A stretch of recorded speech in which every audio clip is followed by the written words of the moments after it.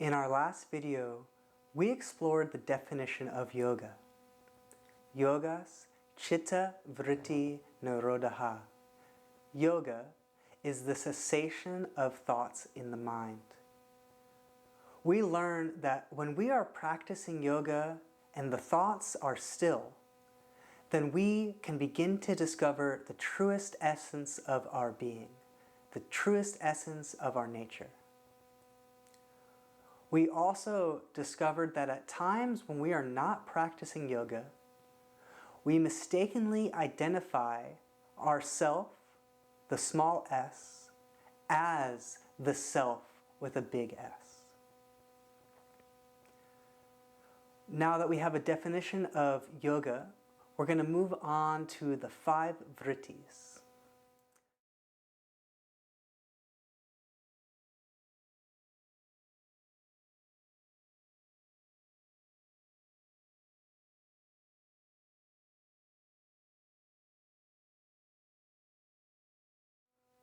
Sutra 1.5 Vritayaha, Panchatayaha, Klishta, Aklishta. There are 5 vrittis, or mental afflictions, and they are either hurtful or benign. They either cause more confusion or are harmless. When the mind is active and experiencing these vrittis, the mind is no longer calm in its own true nature. Swami Satchitananda said that the moment you color the mind, it becomes rippled. Here, he is using color as a metaphor for thought. The harmful movements of the mind are klishta, coloring and distracting from the natural calmness. The non-harmful movements are aklishta. They are uncolored, and they cause no disturbance to our inner stillness.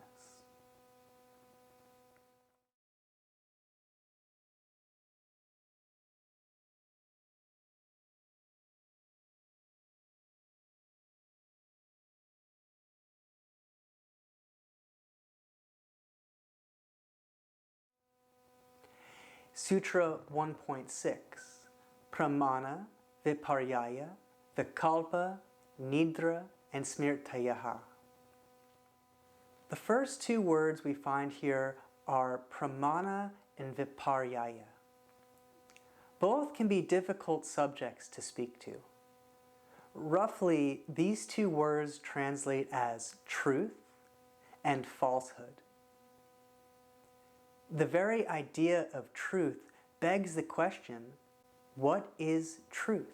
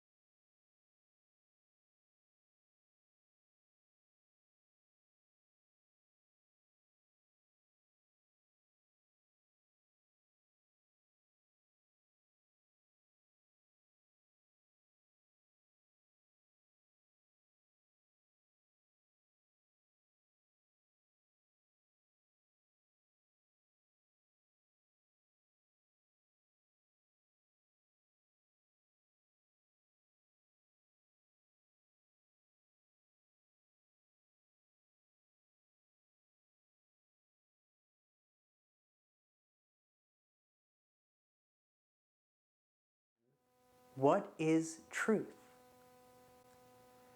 Especially in our modern world, an age where we seemingly have the answer to any question right here in the palm of our hands.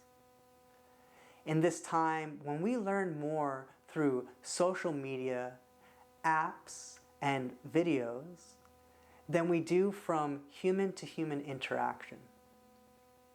Because of this, less and less are we tapping into the wisdom of our elders, the wisdom of our ancestry. Instead, we are finding the most updated and sometimes strongly opinionated information. This high volume of information stimulation has made it increasingly difficult to discern truth from falsehood.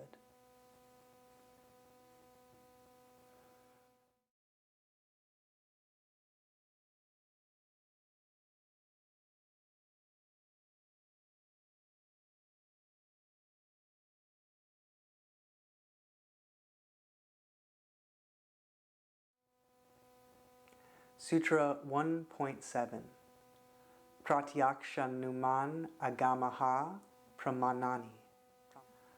Pramana, which is correct or right knowledge, is pratyaksha, which is direct perception. Direct perception is experience, not just a belief. It is anumana, verifiable perception, or agama, the true Guru's word. Pratyaksha is direct perception, and this occurs through our first-hand experience. I know fire is hot and it can burn me. And I know this because I have accidentally touched fire and I have felt what it was like to be burned. But what about when I was first learning what being burned really meant? How many of us, when we were kids, were at one time told, "Do not touch this, it is hot," but not really knowing what being burned was, we reached out and touched that hot surface or that hot flame anyway. After being burned, you are more cautious around fire because you have the direct experience and knowledge of just how dangerous fire can be.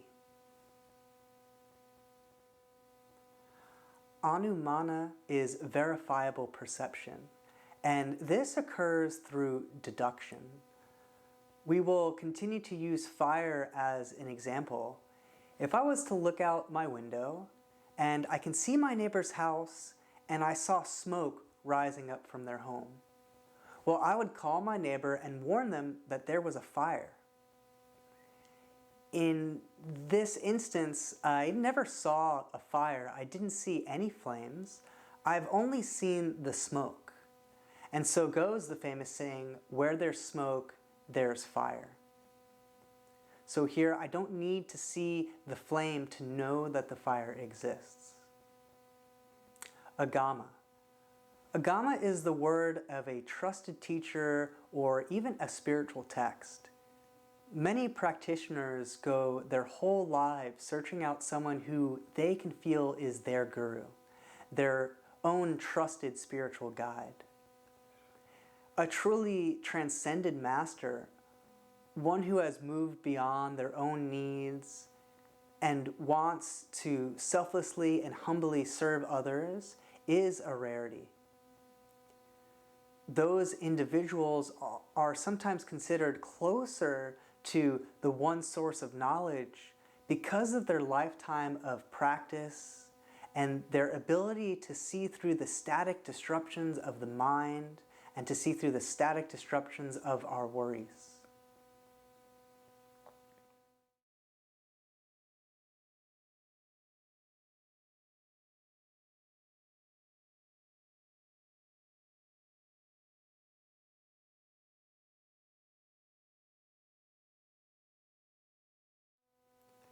Sutra 1.8 Viparyayo Mitya Gyanam atarupa pratishtam. Viparaya is wrong knowledge, and wrong knowledge occurs when what we know to be true is not in agreement with reality. This can be troubling for us in many ways. If we are not using our direct perception, if we are not using our verifiable knowledge and are taking the word of someone who cannot be trusted, then we are continuing to add to the confusion of the mind. We see how individuals can use the power of wrong knowledge to affect our beliefs and to affect our decision making. Countless wars and times of suffering have been caused by misleading and false information. Often, this information is used to position sides against each other. On a lighter note, I have a short poem to share about the effect of wrong knowledge. This poem is composed by Valerie Cox, and it is an adaptation of a story, and the story itself is of unknown origin. I looked it up, and there's many sources that could have attributed to the original idea that is put into this poem. So this poem is called The Cookie Thief, and it is by Valerie Cox. A woman was waiting at an airport one night, with several long hours before her flight. She hunted for a book in the airport shops, bought a bag of cookies, and found herself a place to drop. She was engrossed in her book, but happened to see that the man sitting beside her, as bold as could be, grabbed a cookie or two from the bag in between, which she tried to ignore to avoid a scene. So she munched the cookies and she watched the clock as the gutsy cookie thief diminished her stock. She was getting more irritated as the minutes ticked by, thinking if I wasn't so nice, I would blacken his eye. With each cookie she took, he took one too. When only one was left, she wondered what he would do. With a smile on his face and a nervous laugh, he took the last cookie and broke it in half. He offered her half as he ate the other. She snatched it from him and thought, "Oh, brother. This guy has some nerve, and he's also rude. Why, he didn't even show any gratitude." She had never known when she had been so galled, and sighed with relief when her flight was called. She gathered her belongings and headed to the gate, refusing to look back at the thieving ingrate. She boarded the plane and sank in her seat. Then she sought her book, which was almost complete. As she reached in her bag, she gasped with surprise. There was her bag of cookies in front of her eyes. "If mine are here," she moaned in despair. The others were his, and he tried to share. Too late to apologize, she realized with grief that she was the rude one, the ingrate, the thief. So in this well-composed story, we see how misleading the mind was. And the unfortunate narrator of the story now has to sit through an entire flight thinking about how they actually were the cookie thief.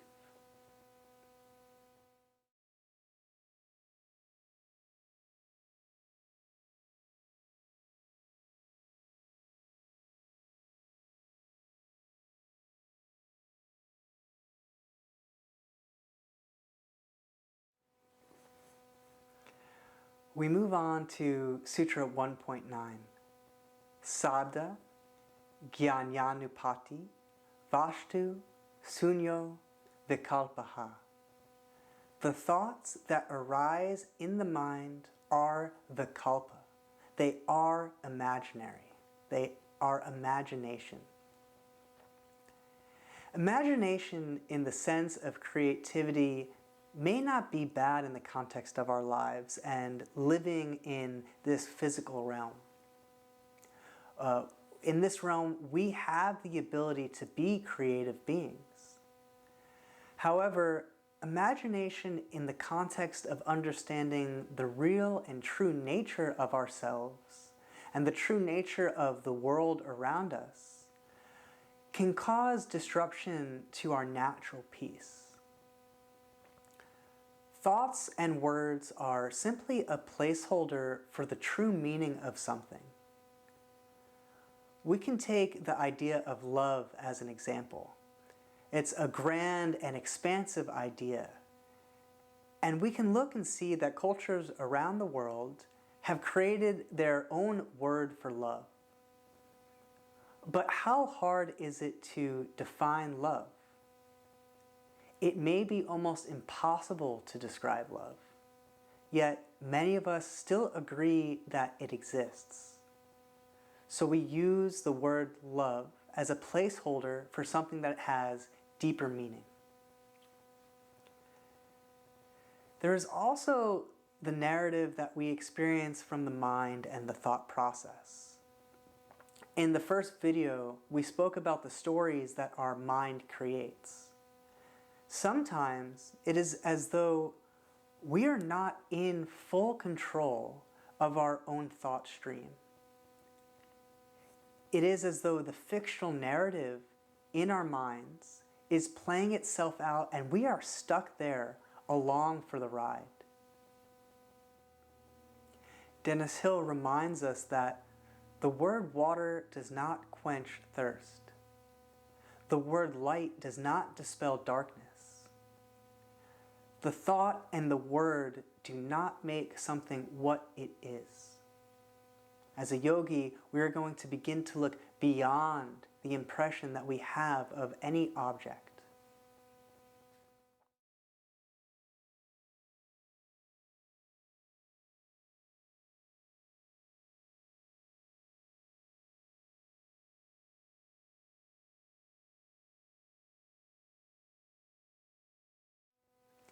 We move on to Sutra 1.10, Abhava, Pratyaya, Lambana, Vritir, Nidra. Nidra is sleep. Brahmananda calls sleep any modification based on the absence of any other mental activity. Sleep, or Nidra, can be both klishta, coloring, and aklishta, neutral to the mind. We remember if we have slept well or if we had a bad night's sleep. We are also affected by the impressions left over from our dreams or even nightmares. We may wake up feeling emotions that are a result of the dreams that we had. We do not need to remember the contents of the dream itself to remember how we were feeling in and during that dream. And on the other hand, a good night's rest does give us a glimpse into the essence of stillness. Since we move through sleep in stages, there is a time where our conscious awareness and our conscious awareness when we're asleep or when we're dreaming are beginning to merge with each other. So we begin to get a glimpse into the stillness. And there are practices of working with dreams in order to discover any of our hidden afflictions or even to unlock our greatest potential. We can easily see how sleep can greatly affect the mind and our experience with the world around us.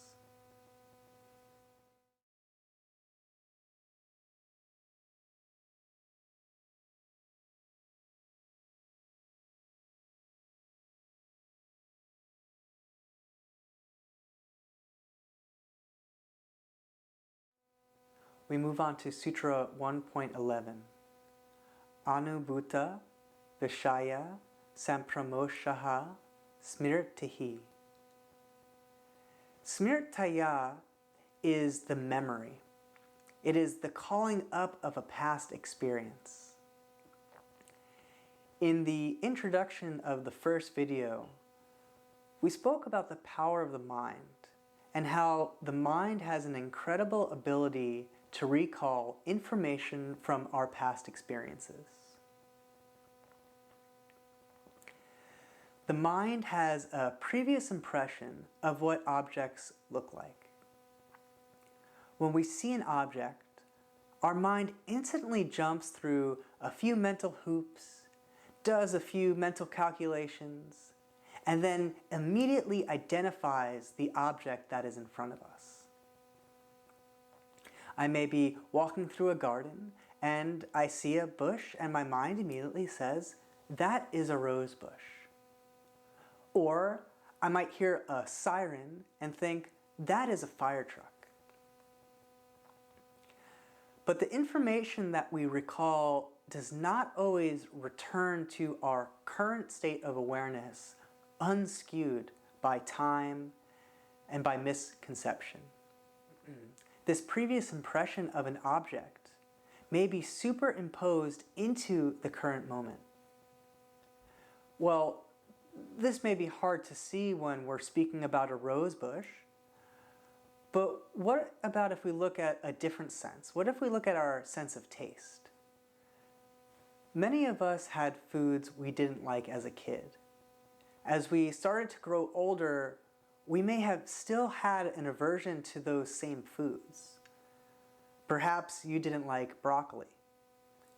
So for years, you never tried broccoli. And anytime someone offered it to you, you said, no thank you, I don't eat broccoli. They asked why. You said, I don't like broccoli. I don't like the way it tastes.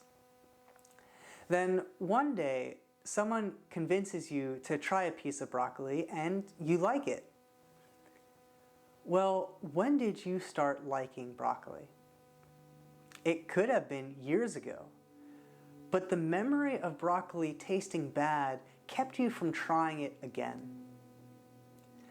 The effect that time has on memory becomes more evident when we begin to recall moments from our past, or even when we revisit a place we once knew well.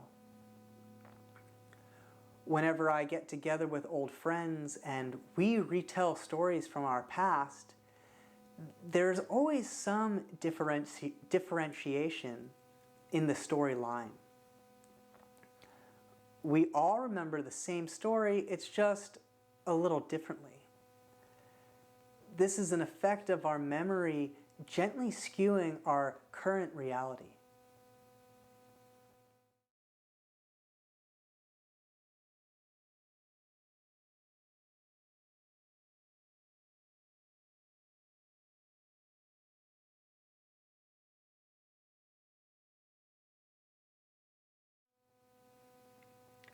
Sutra 1.12 Abhyasa Vairagyabam Tan Nirodha.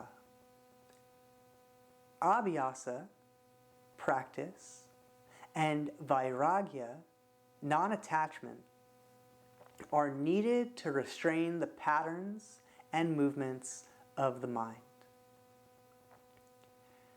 This sutra tells us that the chitta vrittis are restrained by abhyasa, which is practice. Brahmananda reminds us that we must continue to cultivate a persistent inner practice. And vairagya, which is non-attachment or dispassion. So by cultivating these two, we can dispel the chitta vrittis. Patanjali goes on in the following sutras to describe abhyasa and vairagya.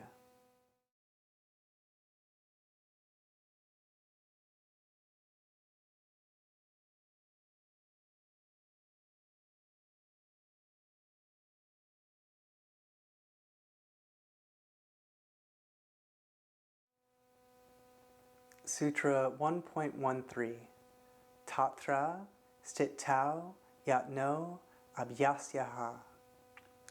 Steadiness of the mind is practice, abhyasa. We have here the words stit tau for steadiness and yatnaha for sustained. A sustained and steady practice helps to reveal the true nature of the self. Swami Satchidananda tells us this yoga practice is not a short practice, that we must become eternally watchful. This watchfulness extends to all of our actions, whether we are practicing yoga or not.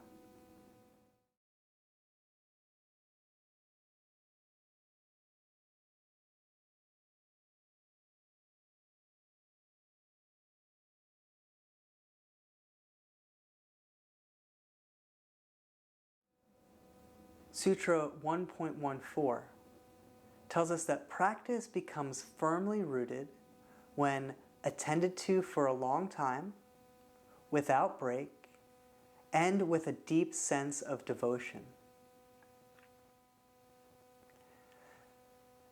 The practice of stilling the mind is best performed at length, and this is in order to have the best long-term results. But we must also take our practice in stages. I do not offer a 1-hour meditation for someone who is brand new to meditation. I may offer them 10 minutes to start and then gently increase the amount of time in order to progress eventually to 1 hour. This building of the practice also takes a long time. Sometimes it takes a lifetime of practice. And yoga is a practice for your whole life. For the sutra, we will keep in mind that we want to have a long enough and frequent enough practice to experience the full range of benefits that the practice offers. We also have here the idea of deep devotion, satkara in Sanskrit. Satkara we can break into two parts, the word sat, which is truth, and kara, which is the doer or the maker. It's the one who is performing the action. So one with deep devotion is one who is acting with truth. If we want to progress on our spiritual journey, then it is not enough to just go through the motions and go through the steps of yoga. There needs to be something more. There needs to be an inner desire to keep going along the yogic path.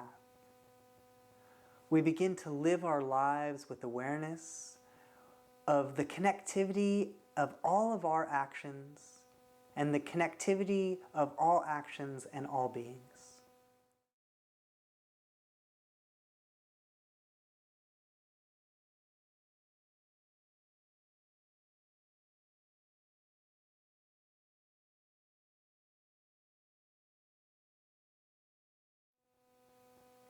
Sutra 1.15. The mind loses desires to objects and finds non-attachment, or what we call dispassion, which is vairagya, non-attachment. Once the practitioner has begun to cultivate their well-rounded yogic practice, the mind continues to remember the blissful state of stillness. The mind is normally used to being stimulated by outside sources. We are used to seeking our pleasure externally and our happiness externally from the world around us. Once the mind experiences a glimpse of the self, it begins to lose the desire to seek outwardly. Once we begin to lose this desire of outside stimulation, what follows is the realization of the temporary nature of everything that surrounds us. The practitioner shifts from not only letting go of an attachment when the time comes, but the practitioner shifts to becoming non-attached in the first place. This happens because the mind has lost its interest in attachment.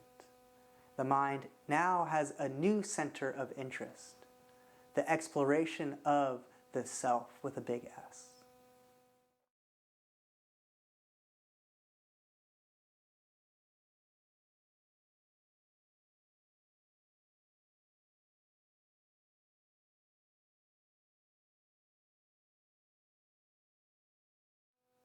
Sutra 1.16 Tat Param Parusha Kyayatir Guna Vatrish Nu Yama. Knowing the inner self brings supreme non-attachment and bliss. Here we find the word Purusha, which is supreme consciousness, also known as the watcher. And we also find the word guna for the qualities that are found in nature. Nature, in this case, is referred to as prakriti. This sutra tells us that once we understand Purusha, then we can see the difference between nature, prakriti, and Purusha, pure consciousness. Purusha, prakriti, and the gunas are all words to use to describe another example of duality.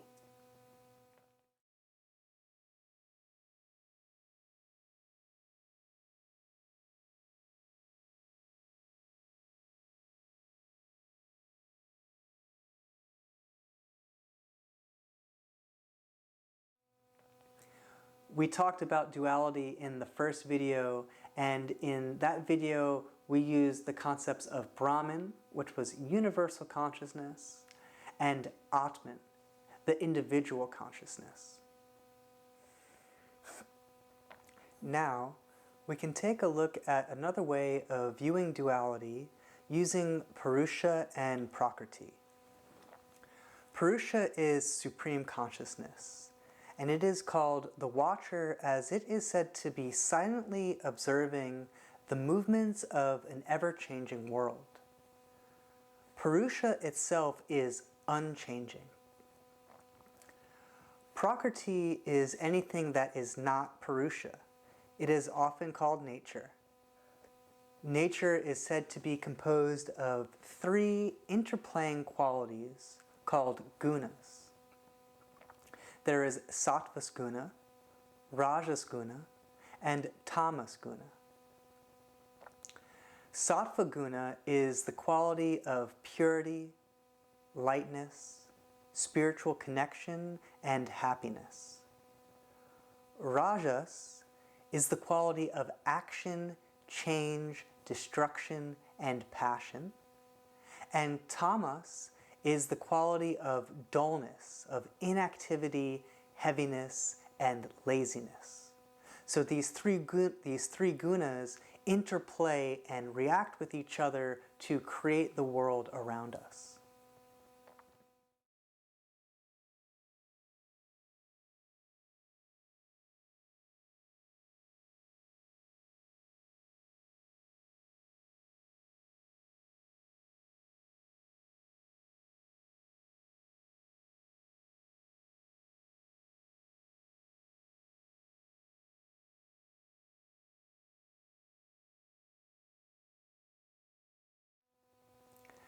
We move on to the obstacles to happiness, Antarayaha, Sutra 1.29.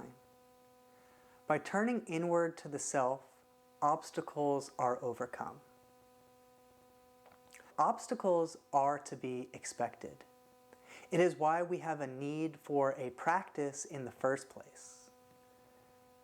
The obstacles that we experience in our lives are an opportunity for growth and understanding. We should strive to seize the moment of opportunity that we find from these obstacles by deepening our cultivation to our practice.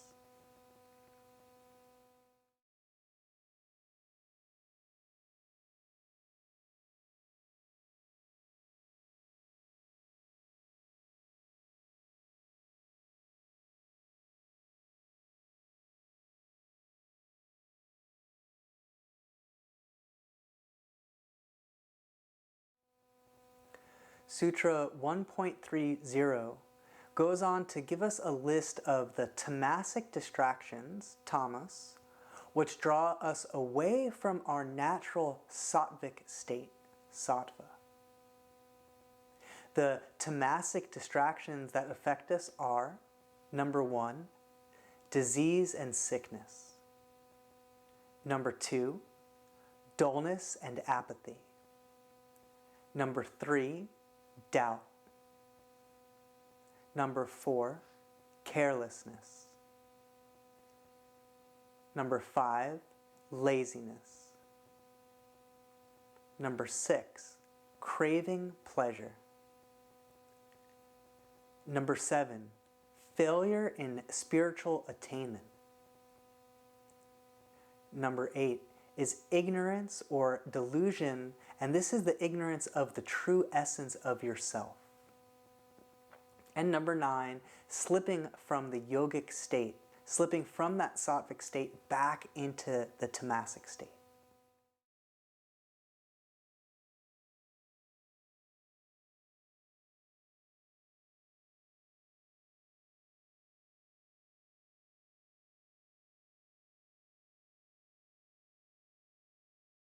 Sutra 1.31 lets us know that these distractions cause distress, cause despair, cause restlessness, and cause a disturbance of the breath.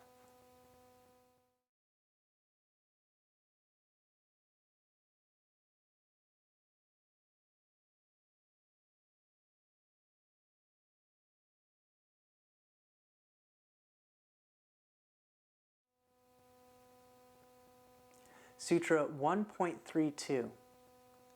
Concentration on a single pointed technique is the best way to overcome the obstacles. So the following sutras 1.33 to 1.39 offer principles of practice that can be used to calm the mind.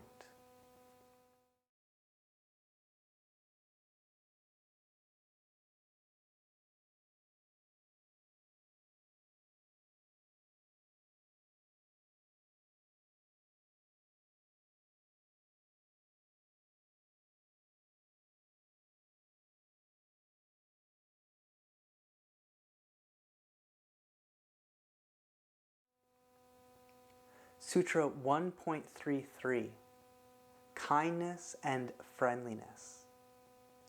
The mind is calmed by cultivating friendliness to the happy, compassion for the unhappy, delight to the virtuous, and indifference towards the unrighteous.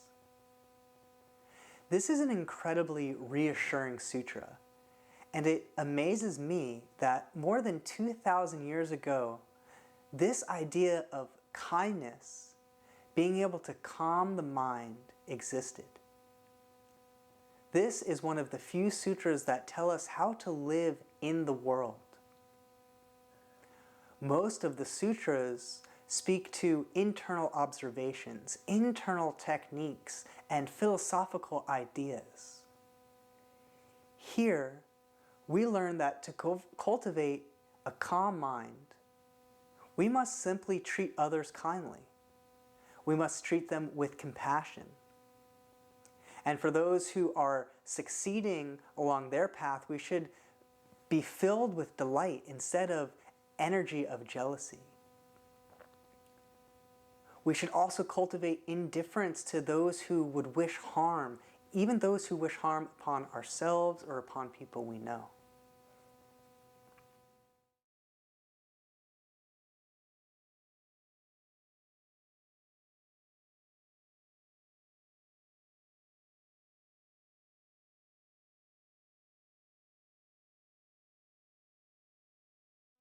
Sutra 1.34, Controlled Breathing. In this sutra, we find Patanjali's first example of a pranayama practice. Here, we learn that the mind can be calmed by pausing the breath after we inhale, or by pausing the breath after we exhale. Patanjali goes deeper into pranayama later in the text and breaks down kumbhaka, which is breath retention. But here in Book 1, we already find a wonderful meditation technique to calm the mind by using the breath, which is always available to us. We simply find a comfortable seat, inhale, pause, lengthen the pause, hold as long as is comfortable, and then exhale. And again at the bottom of the breath, pause, sustain as long as is comfortable, and then just repeat as you wish.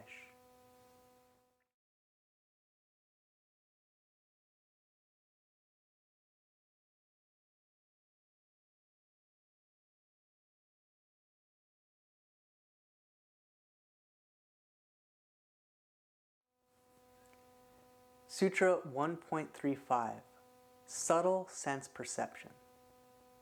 We can also calm the mind by observing the subtle sense perceptions. We can notice the subtle changes moment to moment through our senses. We can focus on the subtle movement of the belly and the lungs when we're breathing. We can focus on subtle sounds that we might hear, typically sounds coming from off in the distance that are soft. We can watch the subtle rise and fall of thoughts in the mind, and we can observe subtle energy moving through the body, or we can draw our focus to the energetic centers like the chakras in our body. So we use subtle sense perception as a way to become calm.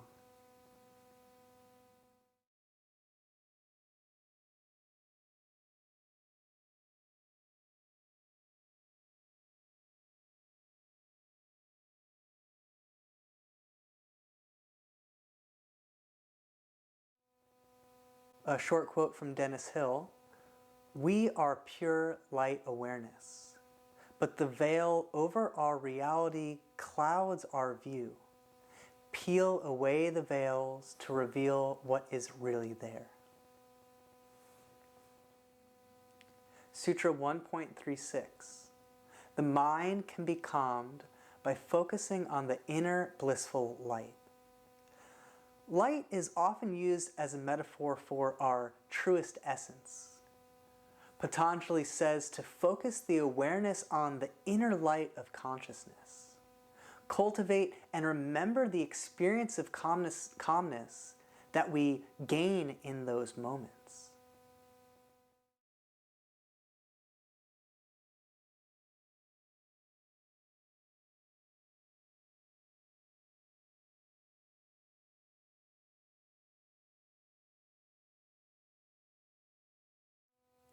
Sutra 1.37. Focus the mind on things that do not bring attachment. So simply focus the mind on things that do not breed more attachment to find that calm experience of the mind in the future.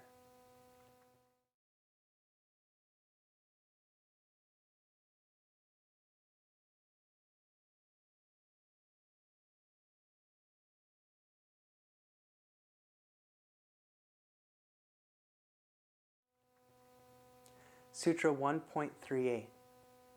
Focus on insights glimpsed in a dream or during deep sleep.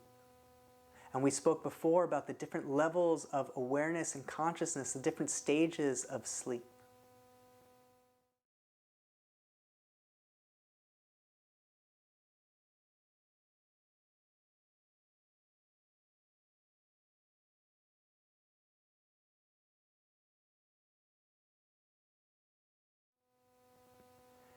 Sutra 1.39. Meditate on anything you feel is uplifting. The mind and the self, the small self, remember the impressions that we experience. So when you experience something that feels good, something that feels calming, well, cultivate and remember that moment and use that as your meditation. In this way, you can use anything that is pleasurable in the sense of drawing you closer towards the self, closer towards pure consciousness as your form of meditation. I thank you for joining. Namaste.